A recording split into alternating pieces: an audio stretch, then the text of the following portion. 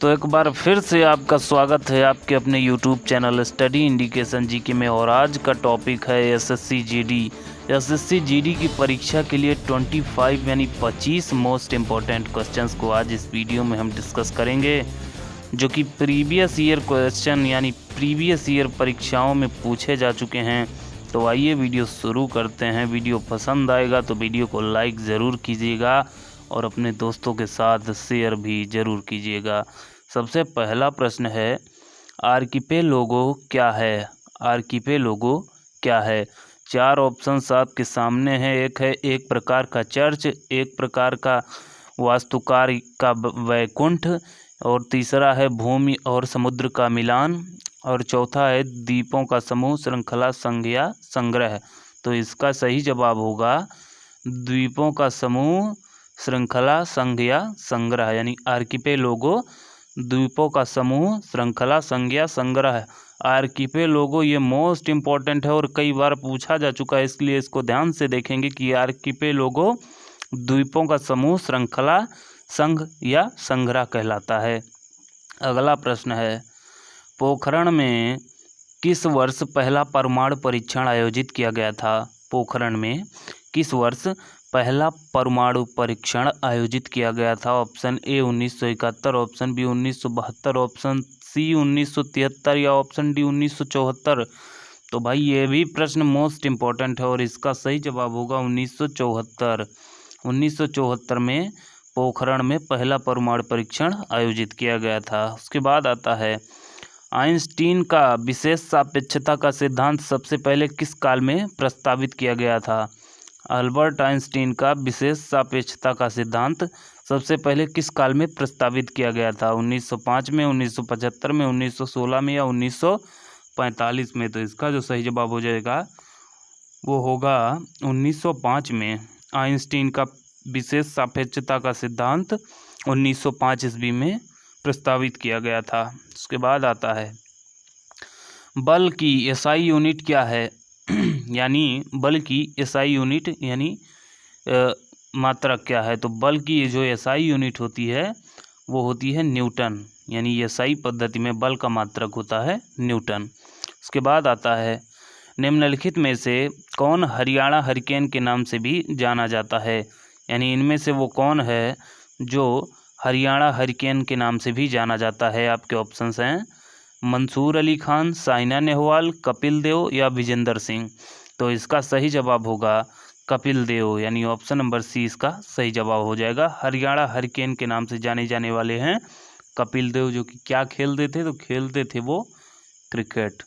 इसके बाद आता है, एक नवजात शिशु के शरीर में कितनी हड्डियां होती हैं?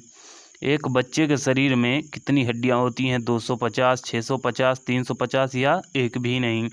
तो एक नवजात शिशु के शरीर में हड्डियों की संख्या होती है 350, यानी ऑप्शन सी इस प्रश्न का सही जवाब होगा। बहुत ही जल्दी से अगले प्रश्न की तरफ चलते हुए, और सातवां प्रश्न हमारा, दबाव को किससे नापा जाता है? यानी दबाव को किससे नापा जाता है? बल एवं क्षेत्रफल के रूप में, किए गए कार्य के रूप में, बल एवं दूरी के रूप में, या फिर इसे नाप ही नहीं सकते हैं? तो इसका सही जवाब होगा बल एवं क्षेत्रफल के रूप में, यानी बल एवं क्षेत्रफल के रूप में दबाव को नापा जाता है। बल एवं क्षेत्रफल, यानी ऑप्शन ए इसका सही जवाब हो जाएगा। दबाव को नापा जाता है बल एवं क्षेत्रफल के रूप में। उसके बाद आता है आठवां प्रश्न, निम्नलिखित में से कौन सा कृत्रिम पैर है? निम्नलिखित में से कौन सा जो है वो कृत्रिम पैर है? तो इसका सही जवाब होगा athletes foot, Jaipur foot, tender foot या फिर क्रो फुट। तो इसका जो सही जवाब होगा भाई वो होगा जयपुर फुट। जयपुर फुट जो है वो कृत्रिम पैर है। उसके बाद आता है हमारा अगला प्रश्न, चाक का रासायनिक नाम क्या है? चाक का रासायनिक नाम क्या होता है? Option A calcium sulphate, option B calcium phosphide, option C calcium carbonate या फिर ऑप्शन डी कैल्शियम नाइट्रेट। इसको थोड़ा करते हैं ऊपर, या फिर ऑप्शन डी कैल्शियम नाइट्रेट। तो चाक का रासायनिक नाम होता है कैल्शियम कार्बोनेट, यानी चाक का रासायनिक नाम कैल्शियम कार्बोनेट, यानी ऑप्शन नंबर सी इसका सही जवाब हो जाएगा। चाक का रासायनिक नाम कैल्शियम कार्बोनेट। बहुत ही सिंपल, बहुत ही सरल क्वेश्चंस हैं, लेकिन प्रतियोगी परीक्षाओं में बार बार दोहराए जा रहे हैं, इसलिए इसको रिपीट करने की बहुत ही आवश्यकता है। उसके बाद अगला प्रश्न आता है, एक लाइट बल्ब का फिलामेंट किससे बना होता है? एक लाइट बल्ब का फिलामेंट किससे बना होता है? तांबा से, टंगस्टन से, टैंटलम से या कास्ट आयरन से? तांबा से, टंगस्टन से, टैंटलम से या कास्ट आयरन से? तो एक लाइट बल्ब का फिलामेंट बना होता है टंगस्टन से, यानी ऑप्शन बी इसका सही जवाब होगा। उसके बाद आता है हमारा अगला प्रश्न, प्रश्न संख्या 11, ऑक्सीजन के संपर्क में आने से बचाने के लिए सोडियम धातु को किसके भीतर रखा जाता है? ऑप्शन ए शुद्ध जल, ऑप्शन बी तरल हाइड्रोजन, ऑप्शन सी केरोसिन या ऑप्शन डी तेल। तो ऑक्सीजन के संपर्क में आने से सोडियम धातु को बचाने के लिए रखा जाता है केरोसिन में डुबोकर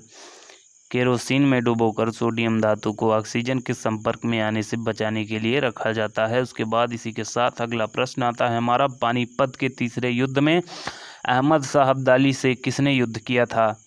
पानीपत के तीसरे युद्ध में अहमद शाह अब्दाली से किसने युद्ध किया था? आपके ऑप्शंस हैं, option A Lodi, option B Maratha, option C Mughal, option D Khilji.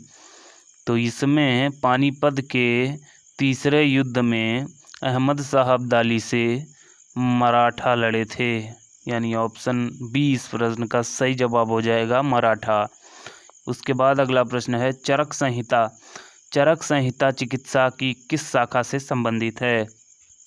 चरक संहिता चिकित्सा की किस शाखा से संबंधित है? Option A Unani, option B अंग्रेजी, option C homeopathy, option D Ayurveda. तो चरक संहिता जो है वो संबंधित है ऑप्शन नंबर डी से, यानी आयुर्वेद से। चरक संहिता आयुर्वेद से संबंधित है। उसके बाद आता है, शिक्षा का अधिकार कब मौलिक अधिकार बना? शिक्षा का अधिकार कब मौलिक अधिकार बना? अप्रैल 2002 में, अप्रैल 2008 में, अप्रैल 2010 में या जून 2007 में? तो शिक्षा का अधिकार मौलिक अधिकार बना।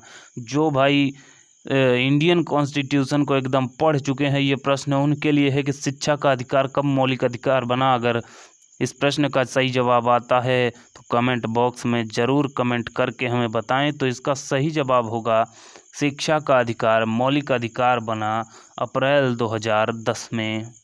अप्रैल 2010 में ये बना, शिक्षा का अधिकार मौलिक अधिकार बन गया था। उसके बाद आता है, सिग्मो क्या है? सिग्मो क्या है? भगवान शिव के नाम में से एक, गोवा का वसंत ऋतु का महोत्सव, नीलगिरी की पहाड़ियों में से एक, या फिर कुछ नहीं। सिग्मो क्या होता है? तो सिग्मो है भाई गोवा का वसंत ऋतु का महोत्सव। गोवा का वसंत ऋतु का महोत्सव सिग्मो है। 16वां प्रश्न है, भारत सरकार ने कितनी नदियों को प्रमुख नदियों के रूप में वर्गीकृत किया है? Option A 12, option B 8, option C 11 या ऑप्शन डी 15। तो इसका सही जवाब होगा, भारत सरकार ने 12 नदियों को प्रमुख नदियों के रूप में वर्गीकृत किया है, यानी ऑप्शन ए इस प्रश्न का सही जवाब हो जाएगा। और कैसे किया है? तो भारत सरकार द्वारा भारत की 12 नदियों को प्रमुख नदियों के रूप में वर्गीकृत किया गया है। इनमें गंगा, यमुना, ब्रह्मपुत्र, नर्मदा, चंबल, कावेरी, ब्यास, ताप्ती, गोदावरी, चिनाब, कृष्णा तथा सरस्वती नदी शामिल है। किसमें? भारत सरकार द्वारा भारत की प्रमुख नदियों में, जो कि 12 नदियां हैं और वो कुछ आपके इस प्रकार हैं। उसके बाद प्रश्न आता है, भूटान की राजभाषा कौन सी है? भूटान की राजभाषा कौन सी है? ऑप्शन ए आ जाता है खमेर, ऑप्शन बी जोंगखा या ऑप्शन सी हिंदी या ऑप्शन डी अंग्रेजी। तो भूटान की राजभाषा हो जाती है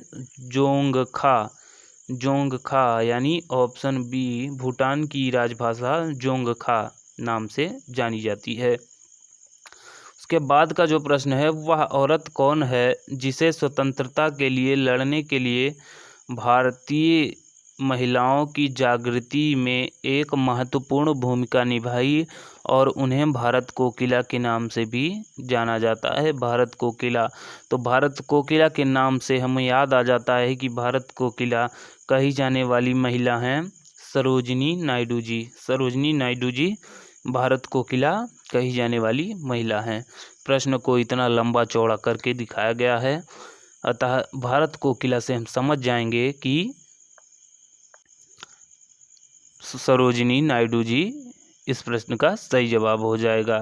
उसके बाद आता है यारलंग सांगपो का प्रचलित नाम क्या है। यारलंग सांगपो का प्रचलित नाम क्या है, यानी ब्रह्मपुत्र, गंगा, सतलज या महानदी। यानी यारलंग सांगपो किस नदी को कहा जाता है, तो इसका सही जवाब हो जाएगा ऑप्शन नंबर ए, ब्रह्मपुत्र नदी। ब्रह्मपुत्र नदी जिसे यारलंग सांगपो के नाम से भी जाना जाता है। उसके बाद आता है मुस्कुराते बुद्ध यानी स्माइलिंग बुद्धा किसके लिए कोड नेम था। स्माइलिंग बुद्धा, मुस्कुराते हुए बुद्ध की जो प्रतिमा है वो किसके लिए कोड नेम था।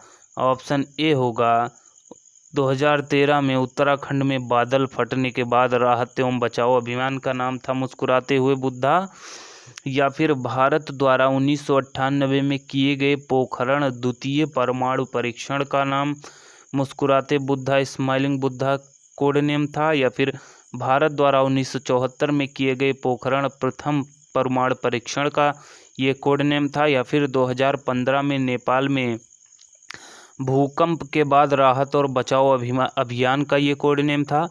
तो मुस्कुराते बुद्धा यानी स्माइलिंग बुद्धा जो कोड नेम था वह था भाई, इसका सही जवाब हो जाएगा भारत द्वारा 1974 में किए गए, भारत द्वारा 1974 में किए गए पोखरण प्रथम परमाणु परीक्षण का, यानी ऑप्शन सी इसका सही जवाब हो जाएगा। भारत द्वारा 1974 में किए गए पोखरण प्रथम परमाणु परीक्षण का जो कोड नेम था वो था स्माइलिंग बुद्धा। उसके बाद प्रश्न आता है फूलों की घाटी। फूलों की घाटी वैली ऑफ फ्लावर राष्ट्रीय उद्यान भारत के किस राज्य में है, जो यूनेस्को की विश्व धरोहर की सूची में भी है और स्थानिक अल्पाइन फूलों और वनस्पतियों की विविधता वाले मैदान के लिए भी जाना जाता है। तो फूलों की घाटी राष्ट्रीय उद्यान जो है वो स्थित है आपके उत्तराखंड राज्य में, यानी ऑप्शन सी इसका सही जवाब हो जाएगा। और यही समझ लीजिए कि ये यूनेस्को की विश्व धरोहर सूची में भी अंकित है और अपनी स्थायी अल्पाइन फूलों और वनस्पतियों की विविधता वाले मैदान के लिए भी जाना जाता है उत्तराखंड का फूलों की घाटी नामक राष्ट्रीय उद्यान। उसके बाद आता है दिल्ली का प्रसिद्ध लाल किला किसके शासनकाल में बनवाया गया था। दिल्ली का प्रसिद्ध लाल किला किसके शासनकाल में बनवाया गया था, अकबर, शाहजहां, जहांगीर, औरंगजेब। तो इसका सही जवाब हो जाएगा ऑप्शन नंबर अकबर, शाहजहां, जहांगीर या औरंगजेब। तो इसका सही जवाब होगा ऑप्शन बी शाहजहां। दिल्ली का प्रसिद्ध लाल किला शाहजहां के शासनकाल में बनवाया गया था। उसके बाद आता है 1969 में निम्नलिखित में से कौन सा व्यक्ति अपोलो 11 अंतरिक्ष उड़ान के चालक दल में शामिल था। 1969 में निम्नलिखित में से कौन सा व्यक्ति अपोलो 11 अंतरिक्ष उड़ान के चालक दल में शामिल था।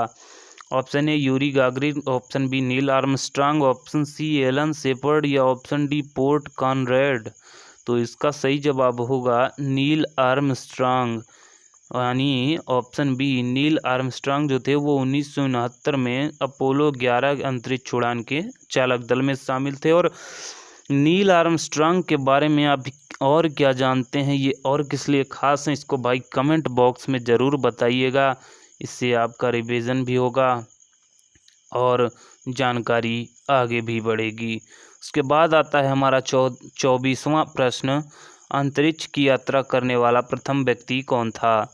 Option A Edwin Aldrin, option B Valentina Tereshkova या ऑप्शन सी नील आर्मस्ट्रांग या ऑप्शन डी यूरी गागरिन। तो अंतरिक्ष की यात्रा करने वाले जो प्रथम व्यक्ति थे वो थे यूरी गागरिन। यूरी गागरिन यानी अंतरिक्ष की यात्रा करने वाला प्रथम व्यक्ति यूरी गागरिन।